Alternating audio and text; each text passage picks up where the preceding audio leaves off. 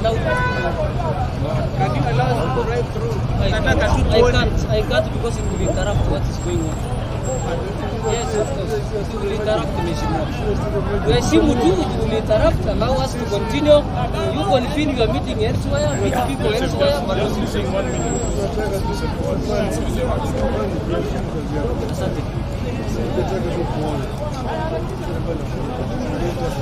But at the moment it interrupts. It interrupts Mheshimiwa Raila. It interrupts. It interrupts because we know what when you start talking, things will start unfolding. Will not address outside. After clearing the work we are doing, we can allow you to come. No. A day to come. But you are destroying. We are not destroying. We are not destroying. We are doing the exact thing what was required to be done. Bringing the land back to the original place. It is not the work of police, but it is not the work of the police. It's a private property. The people demolition are doing the private property. It's not the government's work. It's not the government's work. Joseph, I think there is a middle ground here. We drive through these Azimio leaders. I cannot. Hata chakula mnakataza. I cannot. Mheshimiwa knew what happened when he came last Sunday. What happened? He knows himself, he can tell you. What happened? I came in and you refused me to talk to people? You told yourself people chased you away. How? They told you leave us alone, we are peaceable, we don't require you at this hour. That's exactly what happened. Now if we come in big delegation like this, we can't, everything will go wrong there. And people are very, very peaceful. Even us, They want just assistance to be guided to remove their things. Joseph, we are also peaceful people. What we are saying is this, there's a middle ground. Just 1 minute. The way you have formed yourselves up, 1 minute only. there is an indicator, something will not be. 1 minute only, I want to explain. Just listen to Prime Minister. We are opposition leaders. We are the government. The government is on one side, we are on this other side. You need to respect the opposition. We are not destructive people. It is respected, Mheshimiwa. It's only that it's not timely. Are our supporters. It's not timely. We want to just protect. What is the best time to come? What's the best time to come? What is the best time to come, Joseph? Until I complete the operation. When are you concluding The the timeline, operation? my timeline is yet to go. Well, when do you anticipate you'll conclude there? Because we will come back. There's no problem. Hopefully Now, next Afande, let me ask you. I'm the area member of parliament. This is a governor, Machakos. week. No problem. This is You came yourself as an area of But you the see, parliament. even But you see the kind of assessing the reaction that was there Assessing, against you. Just let him answer one question. Yeah. When do we anticipate that this process will go? Probably leave it until next week. Next week. Yes. No, but we are allowed as civilians to go and see. We are not interfering with The the time work to is see going is on. not yet. The operation is still we going are on. not A lot of interfering. activities are going on there. We are not interfering with whatever they are doing. But we are entitled It's to a go direct and see. interference because who are you going to Because see? we want You are to- seeing the person who is removing his own belongings, We want telling him to stop, come and hear what he wants to say. No, that's not what we are used to. That's We exactly want what to you're talk going to the country about what is going on here. And we are not allowed to stop us. Because it is not a government operation. This is not a context between the government. It's not a context between the government and the opposition. This is just a simple thing. If I refused him as the area MP and you as the and now as you as the governor, it just seems same status. Joseph, it's fine. I think what we can do. Thank you. Joseph, just 1 minute. Don't go away. Don't run away from us. You have We are concluded. just talking. Listen, this one, Joseph, let me tell you. This might define your own future and the future of your No children. problem to that. That comes Just in, because the I'm President Ruto unemployed. alikuja akapeana amri, that's what you're following blindly. Nani amefanya amri? Of course, he gave orders here. Who? He ni president I was mwenyewe. not in the meeting. Ah, Yes. okay. But you're following what was And then he communicated. Thank you. What we do, leaders, because these guys, they just want to cause an unnecessary confrontation. Yeah. We will tell them that we respect whatever decision they have made, but we need to speak to the country from here. Yeah. There's no need for them to get confrontational at all because we are not confrontational. Tell you. Yeah. So, So- we can address it. So you move it right.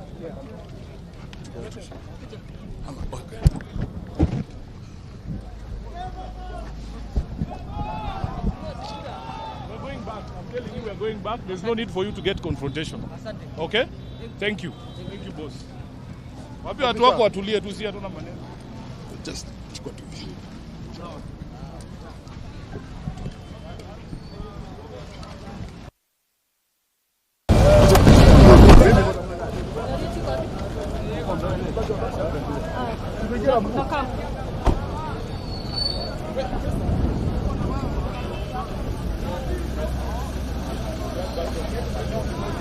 Makao wezi. Hey, Makao. Makao. Makao. Makao come. Makao. Makao. Makao. No, please. Tulieni boss. Wewe tulia tu. Joseph. Tulia tu.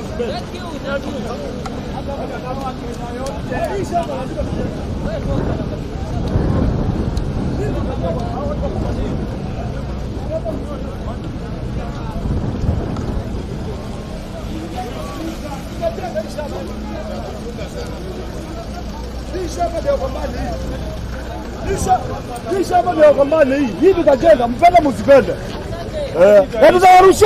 Tutawarushia. Ngoja. Na unajua kazi itaisha. Pata nyinyi. Kenya.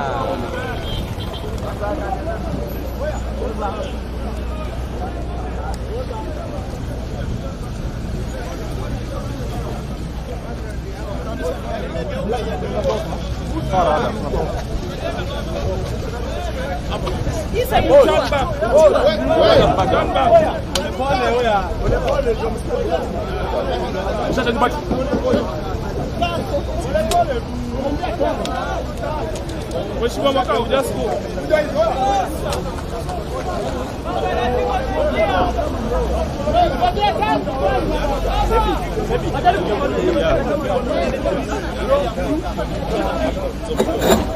Okay. I need this vehicle to start.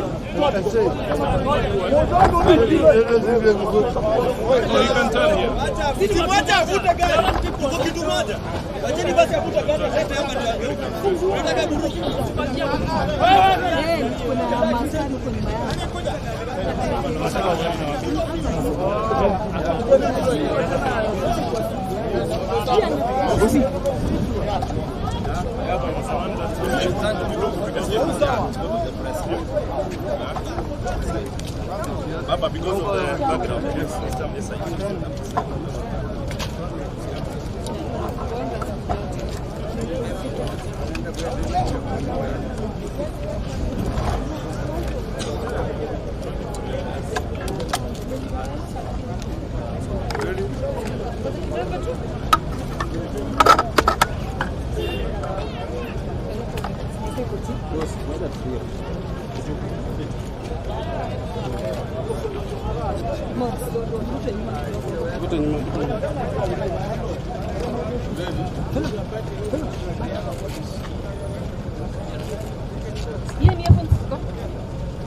Demolitions and evictions that were beginning in Mavoko, we had some illusion that there was still existed some humanity, some basic respect for the law and human rights in the Kenya Kwanza regime.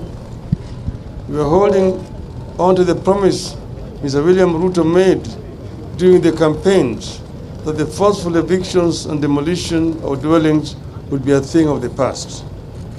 It is a fact that in July 2022, during the launch of the Kenya Kwanza Manifesto, Ruto promised that he would put to an end the culture of illegal evictions of people and property demolition if elected president. He went on to promise that where necessary, affected people would be provided with enough notice and compensation promptly paid. Well, it is October 2023, and a human tragedy is unfolding before the eyes of Kenyans under Ruto's watch and his loud silence, in fact, order. What has gone on here in Mavoko these past few days is not just inhumane, it is also ungodly. What is going on here is forced eviction, the exact crime Ruto promised to bring to an end in July last year. It's a gross violation of human rights, the right to adequate housing at a time the administration purports to be working to ensure that everyone has shelter. What's going on here indicates a systematic disregard of recognized human rights standards on the part of the state. The affected families, some among the poorest of the poor, and their upcoming middle class, have not only witnessed lifelong savings demolished and crushed to ashes, they have been left to fend for themselves on the streets without basic shelter. Children who are learning in some of the schools here have seen their classrooms flattened into open fields, the upcoming exams standing. A regime whose top leadership never missed an opportunity to show that they are deputies of Christ is presiding over the demolition of houses of worship. The evictions have taken place just as the rains are beginning to set in. They are taking place in bad weather without any compensation, alternative accommodation, or access to safe and secure food, safe drinking water and sanitation, and medical services. The evictions have been accompanied by the excessive use of force by the police and local authorities. They have been intended to inflict inhuman pain and damage, and you can see my back. There are reports of injuries and theft of property belonging to the people whose suffering and loss is already too grim. There was definitely no or inadequate prior eviction notice. Kenyans in 2009 evictions and resettlement guidelines require notice to be written or published in the official government gazette 90 days ahead of time.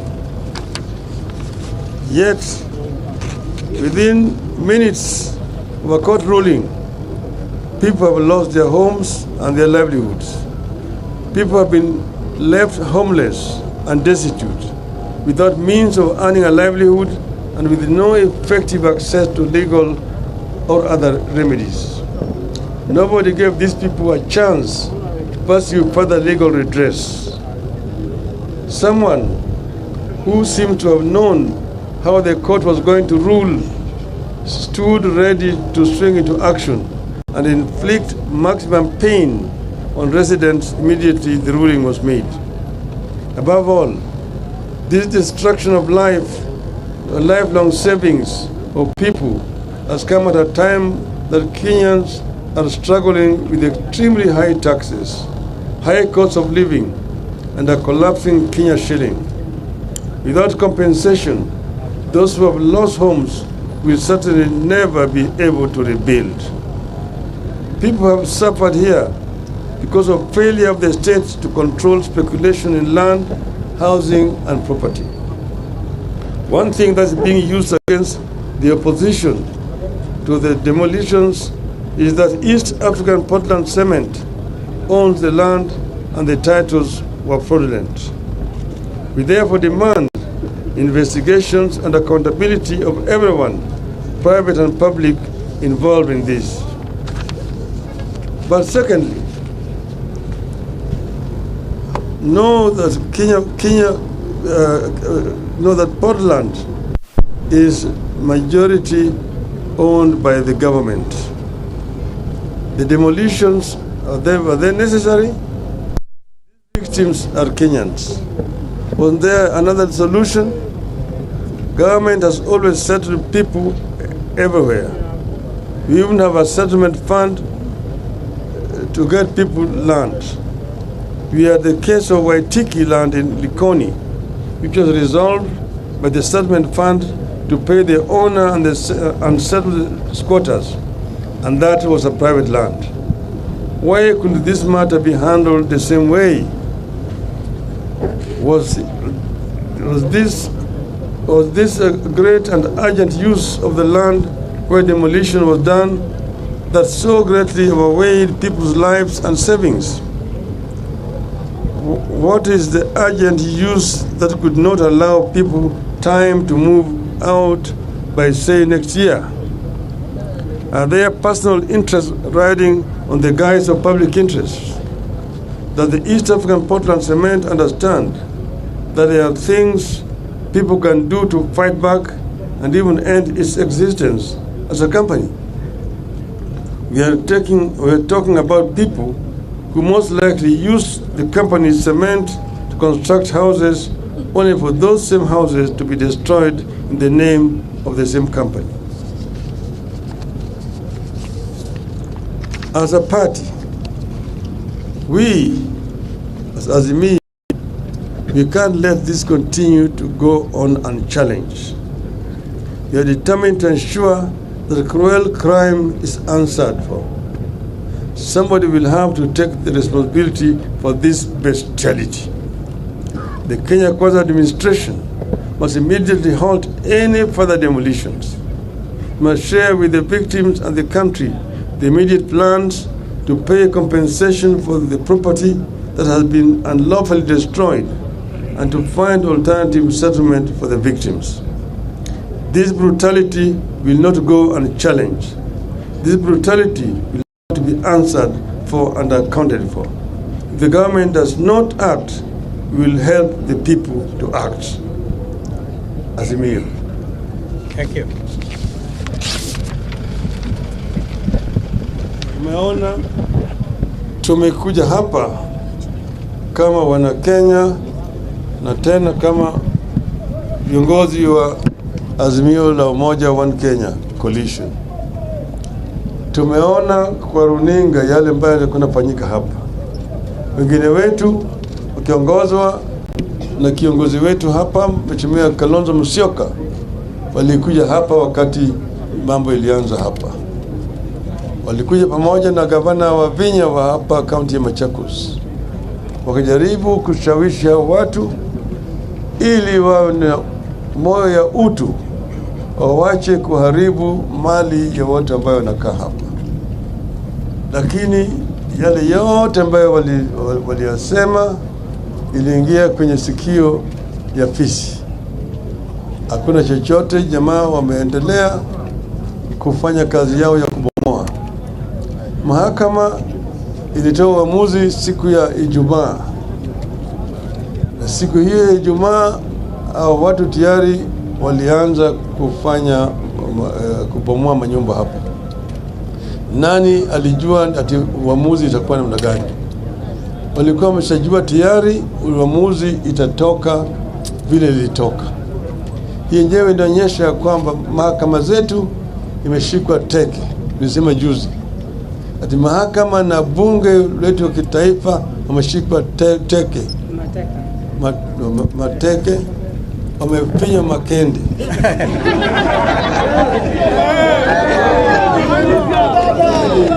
Sasa tuko na bunge hanithi, haina chochote. Manake bunge yenyewe juzi ilipitisha sheria ya kujinyima nafasi ya kukagua ununuzi ya bidhaa ya umma. Bunge linatakana iwe inatetea mali ya umma. Lakini bunge tayari imeshatoa pitisha sheria kusema bunge hawezi kuangalia na kukagua vile serikali inauza mali ya umma. Hakuna haja ya kuwa na bunge. Tuko vile vile na maspika ambaye wanafanya siasa kiolela. Spika wenyewe wanaongea juu ya mambo ambayo yanakuja mbele ya bunge katika mkutano mahadhara katika kanisa, vile wao wataamua katika bunge. Kwa hivyo hawa maspika yote wawili wa Senate na National Assembly ni wale watu ambaye hawafai wawe kama maspika. Wao ni aibu kubwa kwa taifa la Kenya. Na vile siku hizi mambo inatoka kule Ikulu, unasema ipitishe vile ilivyo, na wabunge hawapewi nafasi ya kuongea vizuri juu ya yale masuala ndakuja kwa bunge. Kwa hivyo sasa Wakenya hawana kinga. Pande hii bunge mateka, pande ingine mahakama mateka. Sasa tuko na pahali ambaye anatembea peke yake, hakuna mtu anaweza kuzuia wao kufanya chochote. Ametangaza siku ya Ijumaa na kazi imeanza sasa. Nameona askari wake wako hapa, tumeona vile wamekaa kule kama ile mbwa ya ati wanafanya kazi. Hii kazi ya kubomoa mali ya watu si kazi ya askari kulinda. Kuna kazi ambayo natakana askari wetu wafanye, kupigana na Al-Shabaab na kulinda Wakenya wengine ambao wanavamiwa na uhalifu. Lakini sasa hawa askari wamekuja hapa kutetea uhalifu. Yale ambayo yanafanyika hapa ni uhalifu, ni unyama, ni aibu katika taifa letu la Kenya. Tunalaani vikali kama wanazimio. Asanteni sana.